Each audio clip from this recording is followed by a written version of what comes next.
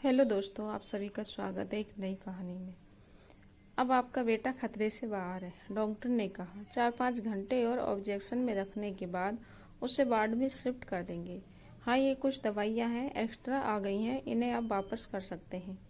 24 घंटे के बाद डॉक्टर की यह बात सुनकर मन को राहत सी मिली, वरना आईसीयू के सामने चहलकदमी करते हुए किसी अनहोनी की आशंका में और पत्नी दोनों ही परेशान थे। मैंने दवाइयाँ उठाई और अस्पताल के ही मेडिकल स्टोर में उन्हें वापस करने के लिए चल पड़ा। दवाइयाँ वापस कर मैं जैसे ही मेडिकल स्टोर के बाहर निकला, एक अपरिचित सज्जन अपने एक साथी के साथ मिल गए और मुझे देखते ही बोले, अब आपके बेटे की तबीयत कैसी है? अब ठीक है, खतरे से बाहर है। मैंने कहा, चलिए, यह तो बहुत अच्छी खबर है, वरना कल आप लोगों की परेशानी देखते नहीं बन रही थी। जवान बेटे की ऐसी दशा तो किसी दुश्मन भी न की हो। यह सुनकर उनके दोस्त बोले, क्या हुआ था बेटे को? मैंने इस विषय को टालने के लिए अपरिचित से ही प्रश्न कर दिया। आपका यहाँ कोई भर्ती है? बेटी है, आज सुबह ही उसे बेटा पैदा हुआ है। बधाई हो, कहकर मैं चल पड़ा।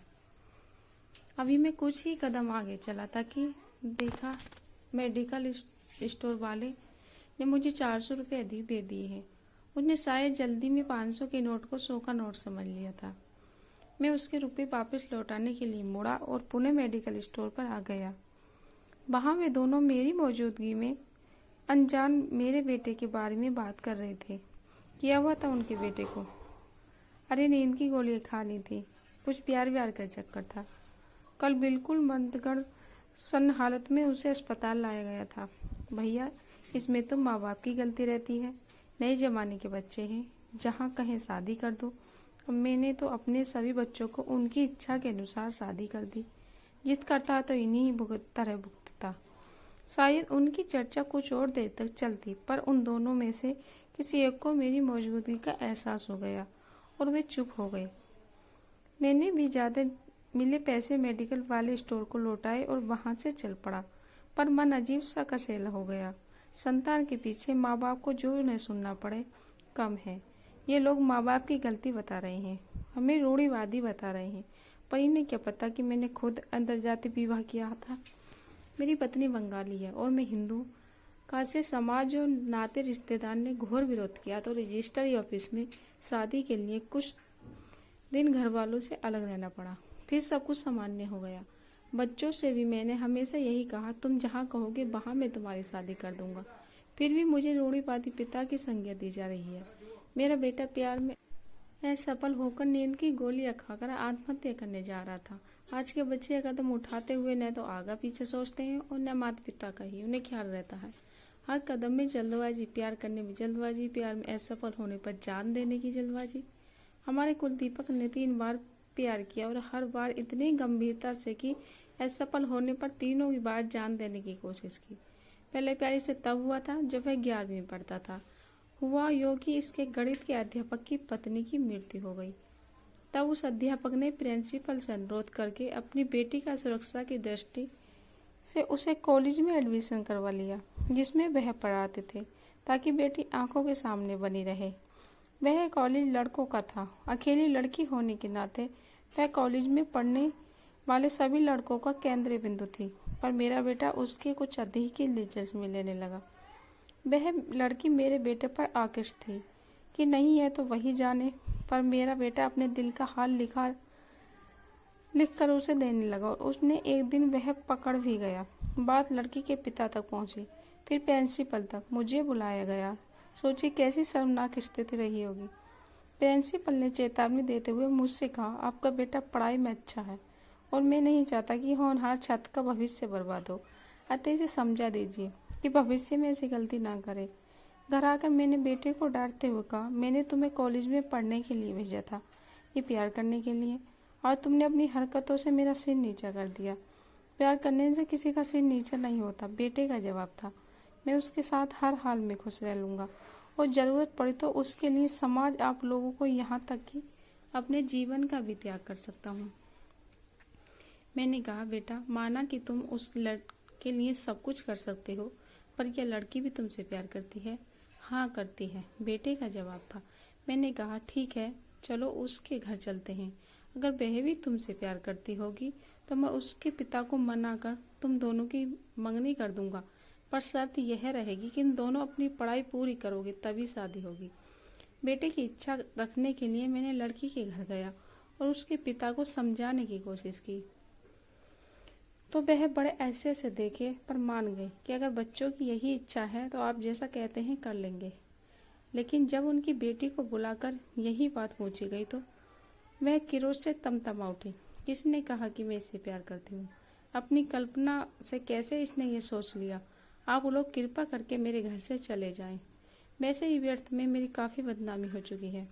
मैं अपमानित होकर बेटे को साथ लेकर वहां से चला गया और घर आते ही गुस्से में मैंने उसे कसकर एक थप्पड़ मारा और बोला, ऐसी औलाद से तो बेऔलाद होना ही वाला है। रात के करीब 12 बजे होंगे जब बेटे ने जाकर अपनी माँ को जगाया और बोला, माँ मैं मरने नहीं चाहता, मुझे बचा लो। उसकी माँ ने नींद से जागकर देखा तो बेटे ने अपने हाथ की नस काटी हुई थी और उससे तेजी से खून बह रहा था।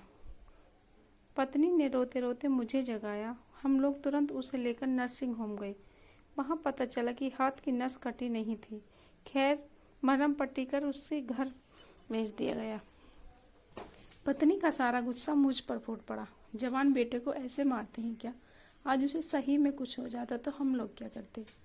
खैर हम दोनों बेटे के साथ साय की तरह बने रहे। मनोचिकित्सा को यह भी दिखाया, किसी तरह उसने परीक्षा दी और 12वीं में 62% अंक प्राप्त किए। अब समय आया इंजीनियरिंग प्रवेश परीक्षा की कोचिंग का। प्यार का भूत सर से उतर चुका था। बेटा असामान्य हो गया, पढ़ाई में मन लगा रहा था। हम लोग भी खुश थे कि इंजीनियरिंग में प्रवेश परीक्षा में पेपर ठीक ठाक हो गए। तभी मेरे सुपुत्र दूसरा प्यार कर बैठा। हुआ यूं कि पड़ोस के एक पुलिस सब इंस्पेक्टर ट्रांसफर होकर किराएदार के रूम में रहने आ गए। उनकी 10वीं में पढ़ने वाली बेटी से कब मेरे बेटे को नैन मिल गए हमें पता नहीं चला। कुल 3 हफ्ते के प्यार में बात तक बढ़ गई कि एक दिन दोनों ने घर से भागने का प्लान बना लिया, क्योंकि लड़की को देखने के लिए दूर से दिन कुछ लोग आने वाले थे। पर उनका भागने का प्लान असफल रहा और वे पकड़े गए। लड़की के पिता ने बेटी की तो लानत मलामत की। 2-4 पुलिसिया हाथ मेरे कुलदीप को भी जड़ दिए और पकड़कर मेरे पास ले आए। समझा लीजिए अपने बेटे को, अगर वह या मेरे घर के आसपास भी दिखा तो समझ लीजिए बिना जुर्म के ही से ऐसा अंदर करूंगा कि इसकी जिंदगी चौपट हो जाकर रह जाएगी। मैं कुछ बोला तो नहीं, पर उसे बड़ी हिराकस की दृष्टि से देखा। वह भी चुपचाप नजर झुकाए अपने कमरे में चला गया। रात को बेटी और दामाद अचानक घर आ गए। उन लोगों ने हमें सरप्राइज देने के लिए कोई सूचना न दी थी। थोड़ी देर तक इधर उधर की बातों से बाद मेरी बेटी बोली, पापा राहुल कहाँ है, सो गया क्या? राहुल की माँ बोली, शायद अपने कमरे में पड़ रहा होगा, जाकर बुला लाता हूँ। रहने दो माँ, मैं ही जा रही हूँ उसे बुलाने, बेटी ने कहा। ऊपर जाकर जब उसने उसके कमरे का दरवाजा खोला तो वह खुल गया और राहुल अचानक, दीदी तुम कैसे अंदर आ गई? सिटकनी तो बंद थी। शब्द सुनाई पड़े, पापा चाय पी लीजिए। सामने देखा तो बेटी चाय का कप लिए हाथ खड़ी थी। मैंने उसके हाथों से कप ले लिया। बेटी बोली, पापा क्या सोच रहे हैं? राहुल ठीक है, इतना सोचोगे तो तुम खुद बीमार पड़ जाएंगे। मैंने चाय की चुस्की ली तो बेचारा ही पलट गया। यह कोई सिर्फ मेरे बेटे की बात नहीं, आज की युवा पीढ़ी ही वो ऐसी रही है। हर कुछ जल्दी पाने की ललक और नई पाने पर हताशा। समाचार पत्र उठाकर देखो तो ऐसी ही खबरों से पड़ा रहता है। प्यार शब्द इन लोगों के लिए एक मजाक बनकर रह गया। अभी हमारे एक हिंदू परिचित है, उनकी बेटी ने मुसलमान से शादी कर ली। दोनों ही पक्षों में काफी विरोध हुआ। अंतरजातीय विवाह तो फिर भी बचने लगे हैं, पर अंतरधर्मीय नहीं। मैंने अपने परिचित को समझाया, जब बच्चों ने विवाह कर ही लिया तब आप क्यों फालतू में सोच कर हलक न हो रहे हैं? खुशी खुशी आशीर्वाद दे दीजिए। 1 साल में उनके यहाँ बेटा भी पैदा हो गया। पर नाम को लेकर दोनों पति पत्नी में जो तकरार शुरू हुई तो तलाक पर आकर खत्म हुई। बात सिर्फ इतनी नहीं थी कि पिता बेटे का नाम अमन रखना चाहता था और माँ शांतनु। दोनों के माता पिता ने समझाया, दोनों शब्दों का अर्थ एक होता है। चाहे तो नाम रखो, पर वे लोग समझ पाए। और आजकल बच्चा किसके पास रहे, इसको लेकर दोनों के बीच मुकदमा चल रहा है। नानू यह आयुषी है, मेरा 6 वर्षीय नाती, एक